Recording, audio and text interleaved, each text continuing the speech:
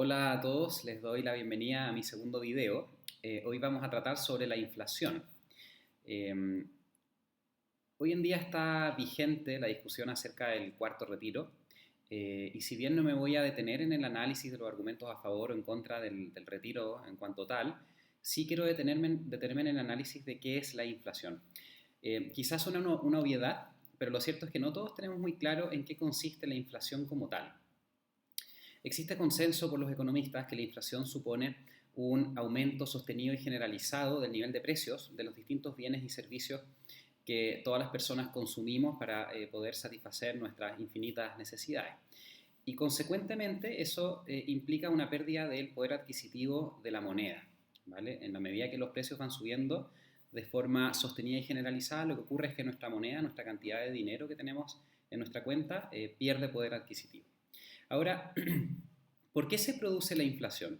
Normalmente, lo que hemos visto en los medios de comunicación al menos, se suele atribuir la inflación únicamente a un aumento desmedido, ya sea del dinero circulante o bien de la cantidad de demanda, la demanda agregada que se llama, es decir, la demanda a nivel macroeconómico que implica sumar todas las demandas individuales de todos los consumidores.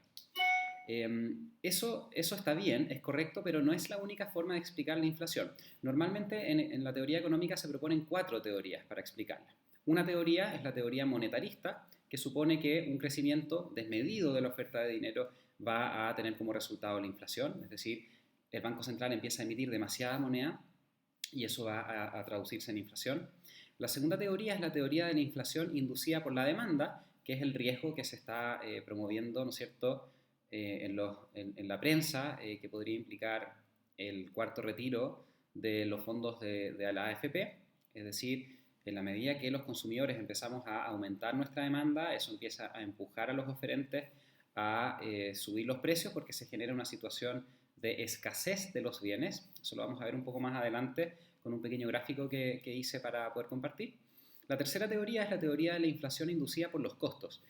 Esto puede ocurrir por el aumento de los costos, pero de forma autónoma, es decir, por ejemplo, una empresa cuyos trabajadores empiezan a exigir mayores ingresos, mayores salarios, o el aumento del valor de los commodities o materias primas, que implica que el producto final de las empresas va a ser un poco más, el costo de esos productos va a ser un poco más elevado, y en definitiva eso empieza a permanecer en el tiempo y por lo tanto produce un aumento generalizado de los precios. Y por último está la teoría de la inflación inducida por la estructura de ciertos mercados.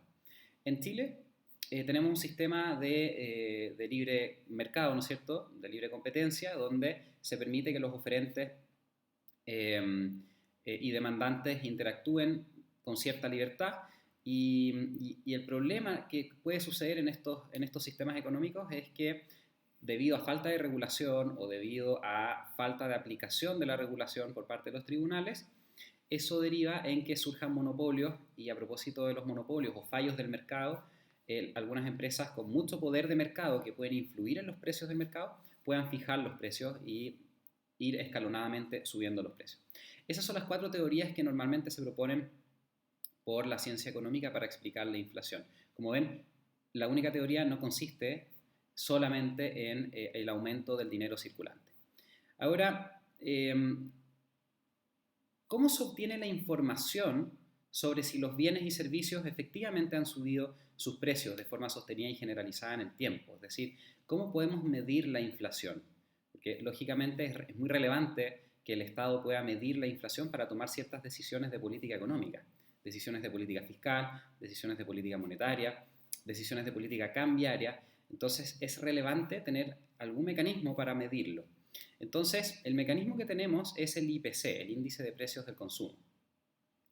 Este índice permite medir el grado de inflación de forma mensual.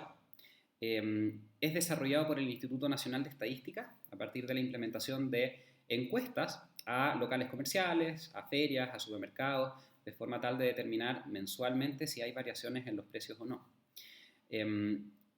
Ahora, ¿cuáles son los bienes y servicios que normalmente son objeto de análisis en esta encuesta? Los bienes y servicios que son objeto de análisis son los que componen la canasta del IPC. La canasta es un instrumento que compone 303 bienes y servicios de mayor consumo en nuestro país, Es una canasta que varía en el tiempo, normalmente cada 5 años se producen las grandes variaciones porque los consumidores vamos cambiando nuestras preferencias.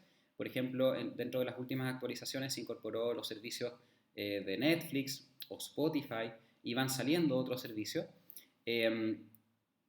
Y lo interesante es que esta canasta engloba el consumo de todos los estratos socioeconómicos. Se incluyen los alimentos, la vivienda, los servicios básicos, el turismo, la recreación, transporte, etc. Y se elabora esta canasta a partir de una encuesta que se llama encuesta de presupuestos familiares, que es la que se actualiza, como les comentaba, cada 5 años y que permite conocer los gastos e ingresos de todas las familias de Chile. Ahora, es relevante también analizar brevemente la evolución que ha tenido la inflación en Chile para saber en contexto si estamos bien o estamos mal o hacia dónde va el norte en el corto plazo en Chile. Recuerden ustedes que el año 73 la inflación llegó hasta un 508% y luego fue bajando sostenidamente. Por ejemplo, el año 77 bajó al 63,4%, el año 81 a un 9,54% y luego el año 82 vuelve a subir la inflación producto de la gran crisis financiera que hubo. Recuerden que fue una crisis a nivel internacional que impactó fuertemente en Chile. La crisis del petróleo afectó, la deuda bancaria exterior que tenía nuestro país también afectó porque en Estados Unidos empezaron a subir las tasas de interés y por lo tanto se hizo más caro los créditos que tenía Chile y por lo tanto en el 82 la inflación subió al 20,7%. Luego el 98, que es un año de grandes celebraciones si uno quiere, el Chino Río, el Mundial de Fútbol, se regulariza finalmente la inflación y entra dentro de los rangos que el Banco Central considera como saludables, es decir, un 4,6%. El Banco Central siempre trabaja sobre la lógica de un horizonte temporal de 2 años, entonces las decisiones que adopta el Banco Central siempre tienen en vista los efectos que puedan generar esas decisiones a 2 años plazo, y respecto a la inflación siempre trata de alcanzar un 3%. Ese es el nivel porcentual que el banco considera sano, con una variabilidad de un 1% al alza o un 1% a la baja. Es decir, si nos ubicamos entre un 2 y un 4%, la economía está, en términos generales, sana.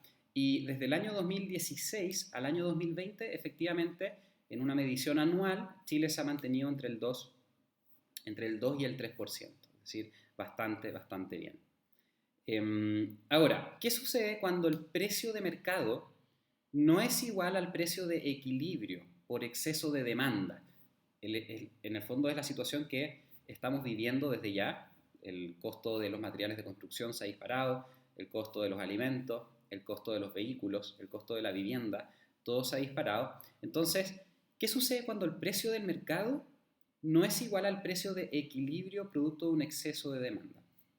Es decir, el precio de mercado es inferior al de equilibrio. Me explico.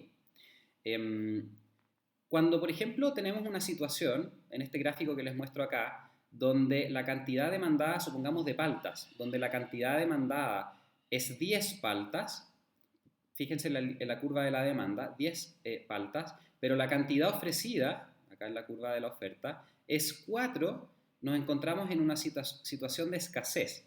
Si se venden 4 paltas a 10.000 pesos, se ofrecen 4 paltas a 10.000 pesos, se demandan 10, por lo tanto hay una escasez de 6 paltas. Entonces, ¿qué ocurre? El precio de mercado es inferior al de equilibrio, como les dije recién, ¿no es cierto? Entonces los oferentes en este sistema de libre mercado van a tender naturalmente a subir los precios para que a su vez la demanda también tenga un efecto de retroceso y se encuentren en un punto de equilibrio. Ahora, el punto de equilibrio va a significar un precio más alto. Ese es el fenómeno que ocurre y que estamos viviendo ahora y que probablemente se intensifique con este cuarto retiro, ¿vale? Un fenómeno de escasez porque el precio de mercado es inferior al de equilibrio y como es inferior, producto de un exceso de demanda, ese exceso de demanda produce escasez del producto, entonces los oferentes van a subir los precios para encontrar este punto de equilibrio. El Banco Central, por su parte, emite lo que se denomina informe de política monetaria, ¿vale? El último informe lo publicó en septiembre Y en las páginas 6 y siguientes ustedes pueden revisar las proyecciones que tiene al corto plazo. Y las proyecciones del Banco Central es que al próximo año estaríamos cercanos a un 5,7% de inflación, es decir, ya saldríamos del rango que se considera saludable del punto de vista de las decisiones del Banco Central. Recuerden que es un órgano autónomo donde el gobierno no puede, digamos, incidir o inmiscuirse en las decisiones propias del Banco Central. Y por tanto, tengamos presente además otro dato, que desde el año 2008 no llegábamos a alrededor del 7% de inflación anual, 2008, es decir, estaríamos frente al IPC más alto de los últimos 13 años, ¿vale? La inflación más alta, lo que proyecta el Banco Central es la inflación más alta de los últimos 13 años, por lo tanto, lógicamente que llama la atención. Para cerrar, quiero dejarlos con una reflexión de una parábola famosa que se llama parábola de Parrish, que trata sobre el dilema de la política fiscal, es decir, el dilema de las decisiones que tienen que adoptar los gobiernos de los distintos países para influir en la economía, desde el punto de vista de los gastos en que incurre el gobierno para modificar la economía del país. Entonces, básicamente el dilema dice lo siguiente. Imagínese que usted está conduciendo un auto por una carretera recta pero ondulada. Las ondulaciones no son regulares. Algunos de los montículos tienen una pendiente pronunciada, otros tienen una pendiente suave, algunos son largos, otros son cortos. A usted le dan la instrucción de que debe mantener el auto a una velocidad constante. Para conseguirlo usted tendrá que acelerar subiendo los montículos y frenar bajando los montículos. Sin embargo, hay un serio problema. El auto no es un auto normal. Tiene las siguientes características no habituales. El parabrisas delantero y las ventanas laterales son negras, por lo que no se puede ver hacia afuera. Lo único que puede ver usted es hacia atrás por el espejo retrovisor, hacia el pasado. Tanto el pedal de freno como el de acelerador funcionan con retardo considerable e impredecible. La suspensión del auto es tan buena que usted no puede notar si está subiendo o está bajando el montículo. Y finalmente, el auto tiene un sensor especial y un volante automático que lo mantienen siempre por el carril adecuado. Entonces, a medida que avanza, usted ve que la carretera por detrás suyo está más arriba y se da cuenta de que se encuentra bajando.